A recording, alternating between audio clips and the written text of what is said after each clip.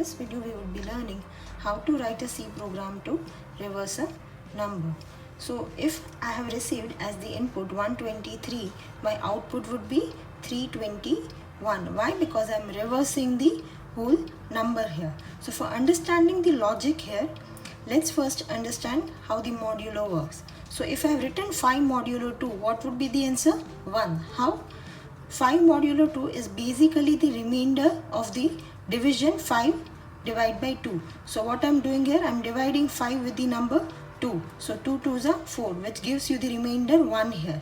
So this is your answer for 5 modulo 2. Okay. Now in our case, we have the number 123, right? So 123 modulo 10 would be what? So let's do the division here. 123 divided by 10.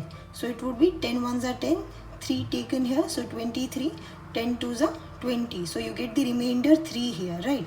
So this would be the answer for 123 modulo 10. Now what is 123 divided by 10? It would be 12, right? 123 divided by 10. So this becomes your answer for 123 divided by 10. And the answer for 123 modulo 10 is the remainder of this division basically.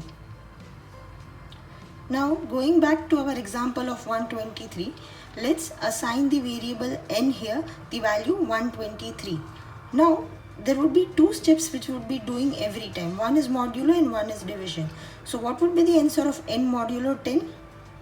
It would be 3. We have already seen here, right? 123 modulo 10 is 3 and 123 divided by 10 is 12. So 123 modulo 10 3, 123 divided by 10 is equal to 12. Now if you see, there is a pattern here. When you do modulo 10, the last digit of your number comes as the answer here, while all the remaining forward part would come as the answer here in the division. So when you are doing modulo or division with the number 10, what happens? For the modulo 10, you get the last digit, while for here in the division 1, you get all the forward digits. So you get 12 here. So now I would be taking the new answer of n divided by 10 here as my new n. So now my n becomes 12 here. I would be again doing the same operations which I did earlier, that is modulo and division. So what I am doing? I am doing n modulo 10 here, by which I get the answer 2, and n divided by 10 I get the answer 1. Let's go back to the concept here. What it was, when you do modulo 10, what happens? You get the last digit here as the answer. While you do n divided by 10, you get all the previous digit other than the last digit. So you get 1 here as the answer, right? Now again taking the answer of n divided by 10 to the new n. So now our n becomes 1, and we would be again performing the same operations, modulo and division. So n modulo 10 would be 1, right? N, that is 1. 1 divided by 10 is 1, while 1 divided by 10 becomes 0. So basically we perform this operations until our n becomes 0. Right, our n becomes 0. So after this we would again continue with our previous steps and make our n equal to 0 as we did here also. Now if you see here, all of the answers, like in n modulo 10 here n modulo 10 and here n modulo 10, what you get? You get 3 here, you get 2 here, and you get 1 here.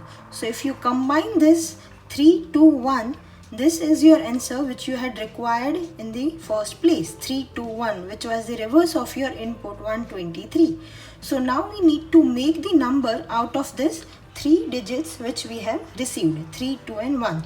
Now for making the number 321 out of this 3 digits which we have received, 3, 2 and 1, we use the concept of sum here. Okay, so initially we take the value of sum as 0, and this remainder is basically the digits which we get as the result of n modulo 10, which in the first case we get 3, in the second case we get 2, and in the third case we get 1. So what we are doing here, we would be multiplying the previous value of sum to 10, and we would do the addition of it with our new remainder here. Now in the first case we get 3, and initially our value of sum is 0. So what we do 0 into sum plus 3. So what we get here, 3 directly as the new assigned value for sum. In the next step we get the remainder 2, right? Go back here to our concept. In the next step we get the remainder 2 here.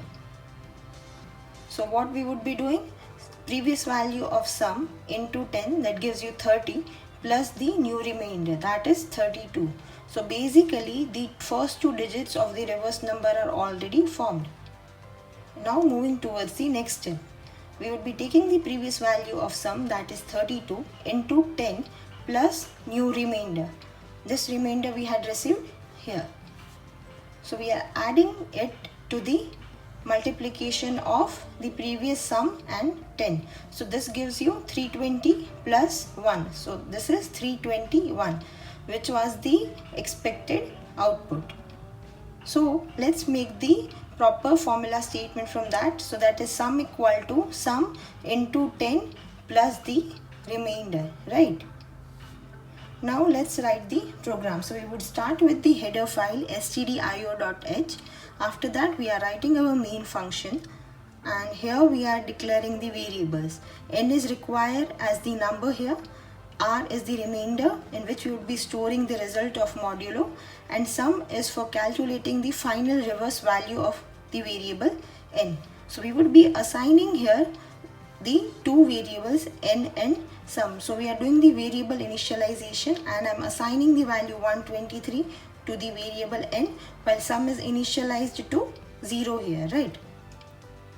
Now if you see, there was a specific pattern of modulo and division here, right? We were doing modulo and division in repetitive manner. So when you see any repetitions, you can use loops. So here I am taking the while loop, and this while loop should be executed until the value of n is greater than 0. Once the value of n is equal to 0 or less than 0, the execution should come out of the loop. And in the while loop, what we want to do two basic operations. One is for the modulo and one is for division. So we are doing n modulo 10, and I'm saving the result in variable r. So the result of this operation would be assigned to the variable r, while the result of n divided by 10 would be assigned to the variable n itself, so that on the next execution of the loop, this new value of n would be taken, which we were doing here, right? We were taking the previous value of this answer here, and we were assigning this new value to the variable n, right? So this is what I have done here, n equal to n divided by 10. And after that, what we were doing, we were calculating the reverse number. So for that we had this formula, right? Sum equal to sum into 10 plus r, as you see here. Now initially when the loop is executed, the value of n would be 123. So what would be the value of r here? It would be 3, while the value of n would be 21. At that time, what would be the value of sum? It would be 3. When the next time the loop is executed, the value of n would be what? It would be this previous value, that is 21. So here it is again greater than 0, 21 is greater than 0. So now n modulo 10. So this gives you the remainder 2 here, and here in the division part you get the value of n as 1. Now if you get the remainder 2 as r, what you get as the value of sum? You get the value of sum as 32. Now when the next time the loop is executed, the condition which would be checked is this value of n, that is 1. So 1 greater than 0, yes. So it would again go into the loop. This is the third time the loop is being executed. At that time the value of n is 1. So 1 modulo 10 is what? 1. While 1 divided by 10 is 0. So the new value of n is 0 now. And for the new value of sum, what we do? Previous value of sum, that is 32 into 10 plus our new remainder, that is 1. So this gives you the new value of sum as 321. So this is our expected output, and you print that expected output as reverse of the number 123 is %d, as 321 is an integer, and you write the variable of which you want to print the value. Thank you for watching the video. If you like our videos, kindly subscribe to the channel and hit the bell icon.